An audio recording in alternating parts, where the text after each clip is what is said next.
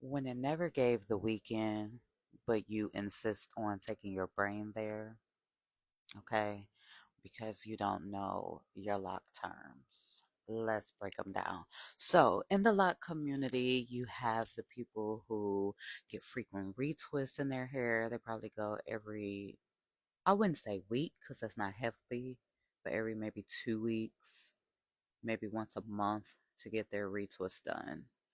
And then you have the people like me, the semi-freeformers, where we like to push it to the limits. You know what I mean?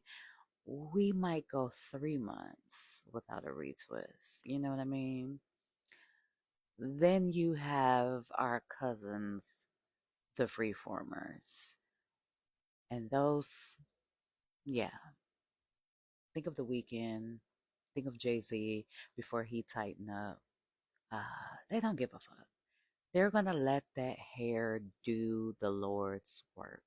They're going to let that hair do what it needs to do. Okay. They're not concerned about the look of it. They're letting it live its best life. And it takes a special type of person to freeform their hair. I love freeforms. I love wigs. For those of you that may not know what wigs are, think Kodak. Think of when the guy's hair looks like a palm tree, literally a palm tree on top of their head. A lot of people like to say that wigs started in Florida. Again, I don't get into the whole who started what, who did what, you know what I mean? Because that just, hey, I saw it in Florida, I saw it on Kodak, and a lot of the guys that I saw wearing the wigs came out of Florida. If it did not originate there, you know, so be it, guys. I'm not here to start an argument. You can argue in the comments. But I just wanted to kind of come on here and let you guys know like the different variations of locks and the different styles of locks. Now, did I intend on semi-free forming my hair at the beginning of my lock journey? Here's the funny thing about a lock journey. Let's get into it. Okay. Let me try to be modest for y'all because, I be out here. I be out here living my best life, being comfortable, but I don't want to, flash anybody. So, and we're back. Okay, so where do we leave off, guys? Locks. Okay, I'm having an ADHD moment, y'all, and it's literally probably like 6 o'clock in the morning, and I haven't been asleep. But we are gonna continue this conversation. So, in my lock journey, I did not really decide to go semi freeform. I really didn't decide anything. You know what I mean? I started my lock journey in the pandemic, right? The pandemic, whatever you want to call it, right? And at that time, we were on house arrest, okay? The whole world.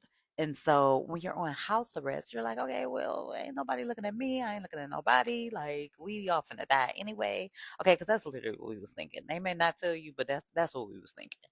So I was like, okay, well, shit, whatever. I'm gonna just let my hair do what it needs to do. And with that, I found great freedom, right? But what I started noticing was like, people really were complimenting me on the natural beauty.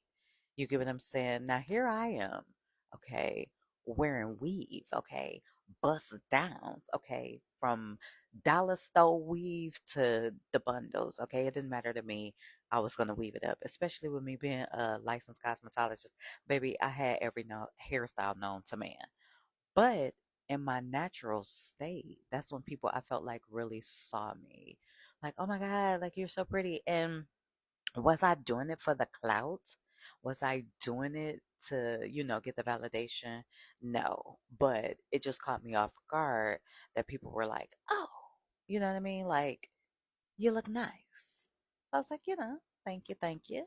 But I started that lock journey with no expectations. And I feel like that is the best way to start a lock journey. I feel like a lot of us put so many expectations of like what our locks are supposed to look like, the partings, I've heard all types of shit. People want triangle partings, pineapple partings, part my hair to the east, to the west, to the north, to the south, all types of stuff.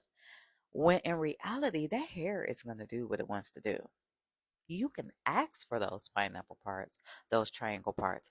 But when it's time for that retwist, nobody's going to be able to tell what type of parting you got.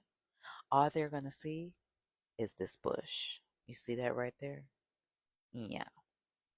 So, with that being said, for anybody that's on their lock journey, I would say yes, if you have to go to work, right, and you want to be professional, you want to look professional, sure, go ahead and get your retwist.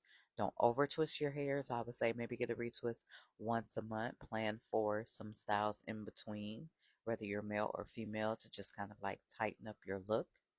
But you don't want to over twist your hair because that's how you get thinning and breakage. But locks are meant to be that. Locks, man, they're just meant to exist and just flow and be one with earth. You know what I mean? Like I told you in the last video, treat yourself like a plant. If you think of your locks like trees, or not trees, but branches on a tree, or if you think of your locks like little plants, you know what I mean? I don't think you would really take care of your hair how you're taking care of your hair, right? Saturating it with all types of gels, jams, and everything in between, right? Just leave it. And that is what I have been doing since 2020. And outside of me living in Texas with this hard ass fucking water that is not necessarily good for my locks, but outside of that, y'all, I have been seeing so much growth within my locks and I love it, right? You have to give your locks the right environment to flourish in, to thrive in, like a plant, right? You put a plant in a crazy ass environment, you're going to get crazy ass results. You're going to be wondering why that plant is not growing. That plant doesn't like that environment, that frequency, okay? And if you guys know anything about plants, plants feel the energy and the frequency of a room. Sometimes they can transmute that shit, but if you have enough negative energy around it, guess what the fuck is going to happen? That plant's gonna die. Okay, it's gonna unalive itself. It's gonna get the fuck up out of there. And that's why sometimes you can have locks that snap and break and fall out because what are you doing to the environment of the locks so that that way they can thrive? You get what I'm saying? I hope that makes sense to you guys. But anybody starting a lock journey, be well, love your locks, don't care what anybody thinks. Follow my YouTube channel because I do have some videos in regards to locks and talking about locks, guys. And if you want, I'll make more content about it. I am, what, 5 years in now? Almost 5 years in. I can't keep up. But shout out to my lock community and drop some comments, man. Let me know where y'all from. Let me know what kind of locks you have. Let's get interactive. All right. Good morning. Good night.